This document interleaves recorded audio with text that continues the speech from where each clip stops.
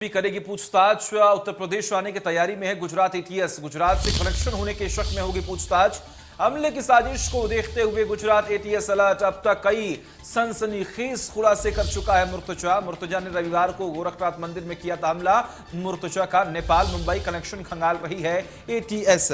तो ये बड़ी खबर हम आपको बता रहे हैं, बड़ी और अहम जानकारी आपकी टीवी स्क्रीन पर।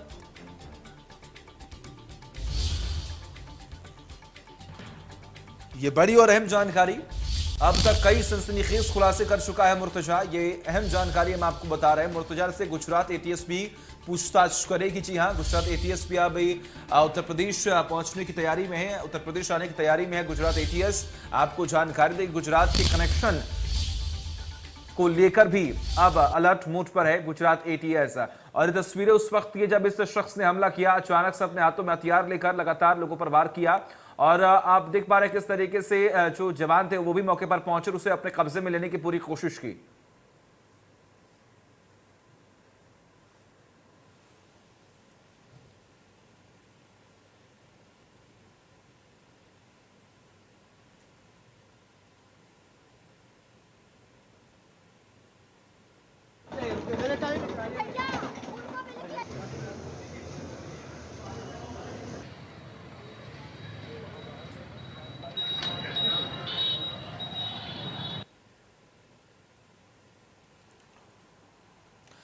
और सुशील जुड़े हुए हमारे साथ, हमारे सहयोगी। सुशील, गुजरात एटीएस भी अभी उत्तर प्रदेश आने की तैयारी में है। बड़ी बात सामने यह आ रही है कि कई सनसनीखेज खुलासे मुर्तजा अभी तक कर चुका है।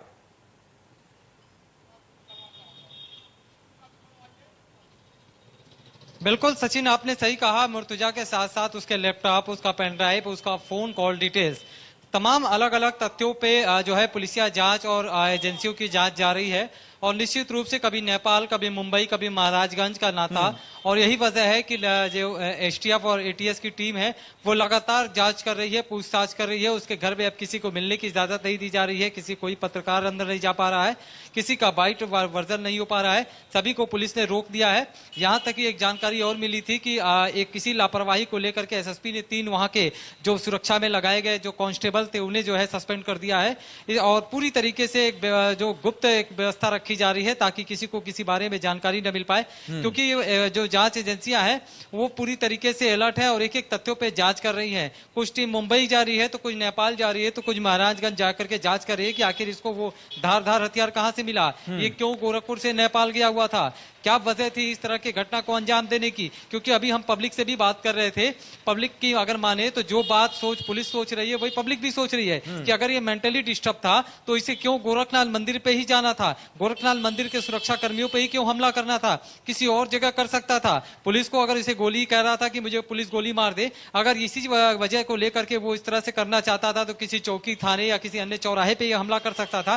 गोरखनाथ मंदिर और उनके सुरक्षा कर्मियों को ये निशाना क्यों बनाया, ये सबसे अहम सवाल है। और इस सवाल के जांच को लेकर के लगातार एजेंसियां लगी हुई हैं और उस एजेंसियों की जांच के बाद ही ये सारे तथ्य खुलकर सामने आएंगे। जी सचिन, अब बड़ी बात यह है कि देखिए लगातार ये बड़े सवाल ये भी खड़े हो रहे हैं कि क्या कोई इंटेलिजेंस के पास रिपोर्ट नहीं थी, क्या अचानक से यह शख्स यहां पहुंचता है और जगह भी ऐसी चुनता है जहां पर मुख्यमंत्री रहते हैं, वहां पर लोगों से मुलाकात करते हैं, वहां के महंत हैं। लेकिन बड़ी बात यह है कि जो बार बार ये जिक्र किया गया कि उसके साथ और भी लोग थे, क्या उन लोगों की पहचान हो पाई है, क्या और कोई कनेक्शन अभी तक सामने आ पाया है क्या?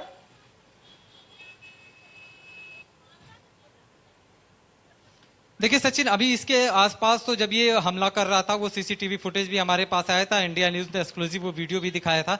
उसमें तो फिलहाल अभी जिस तरीके से कॉर्नर पे ये जो जवान बैठे रहते हैं उन पे हमला कर, दौड़ते भी आता और हमला कर देता है। तो अभी इसके और कोई साथी तो उस वीडियो में नजर नहीं आए, लेकिन ये जरूर है कि इसके साथ कोई ना कोई और था और इसको लेकर के जांच की जा रही है। और साथ ही फोन कॉल डिटेल्स के जरिए तकरीबन 10 से 12 लोगों को अगर सूत्रों की माने तो हिरासत में लिया गया, उनसे पूछताछ की जा रही है। और साथ ही और भी इसके तार जिससे जिससे जुड़े हुए हैं उनसे पूछताछ की जा रही है, उनको हिरासत में लिया जा रहा है। और जितने भी रिश्तेदार हैं उनके घर टीम जा जा करके पूरी जानकारी कलेक्ट कर रही है। लेकिन ये जरूर है कि जांच जो जितनी तेजी से चल रही है वो महज कुछ दिनों बाद वो सब कुछ सामने आ जाएगा। उसके पहले कुछ कहना जल्दबाजी होगी, क्योंकि पुलिस भी इस चीज को लेकर के अभी पूरी तरीके से सतर्क है।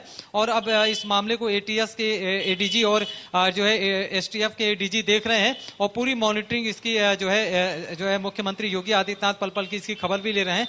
तो आप समझ सकते हैं कि इसको लेकर के पूरी तरीके तरीके से खुफिया एजेंसी से लेकर के तमाम जिले की पुलिस है वो पूरी तरह से अलर्ट है और हर एक बिंदु पे जांच की जा रही है। बिल्कुल सुशील, एक आखिरी सवाल ये भी है कि देखिए, शुरुआत में हमने देखा किस तरीके से कहा गया कि ये जो यह शख्स है, जो आरोपी मुर्तजा है, मानसिक संतुलन खराब है। तो इसके मानसिक संतुलन को लेकर क्या अभी तक कोई रिपोर्ट पेश की गई है कि नहीं ये ठीक है, या फिर सच में इसका मानसिक संतुलन जो है वो बिगड़ा हुआ है?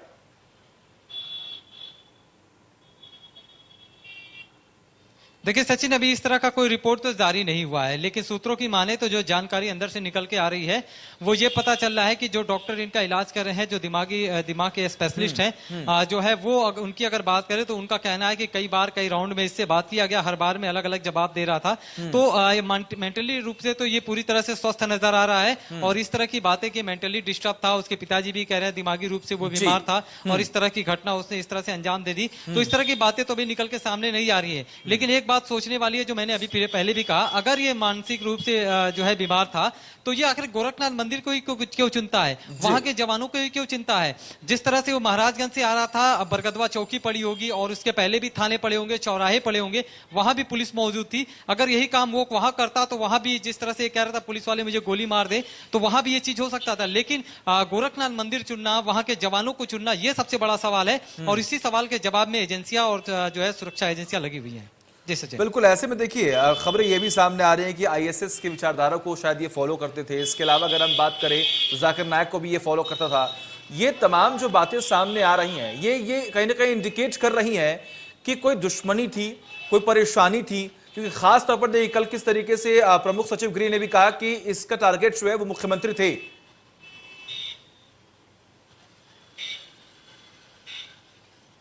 बिल्कुल सचिन, इसके पहले भी मुख्यमंत्री को लेकर के धमकियां मिल चुकी हैं, मंदिर को उड़ाने की धमकी मिल चुकी है। और जिस तरीके से जाकिर नाइक को लेकर के ये उन्हें फॉलो करता था, उनके वीडियोस देखता था, उनके भड़काऊ भाषण उसके मोबाइल और लैपटॉप में मिले हैं, तो ये सब कहीं ना कहीं किसी और तरफ इशारा कर रहा है कि आखिर कहीं ना कहीं इसके पीछे मंशा क्या थी। जिस तरीके से ये जो है भुजाली लेकर के और धारदार हथियार के साथ पूरा लहराता हुआ नजर आ रहा था, लोगों पर ताबड़तोड़ हमले कर रहा था।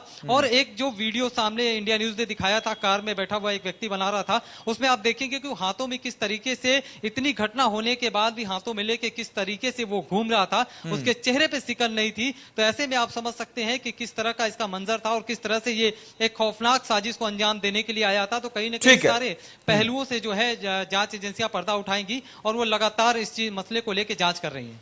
बहुत बहुत शुक्रिया सुशील आपका। लगातार नजर आप बनाए रखिए, तमाम अपडेट्स हम आपसे लेते रहेंगे। और वक्त है छोटे से ब्रेक का, देखते रहिए।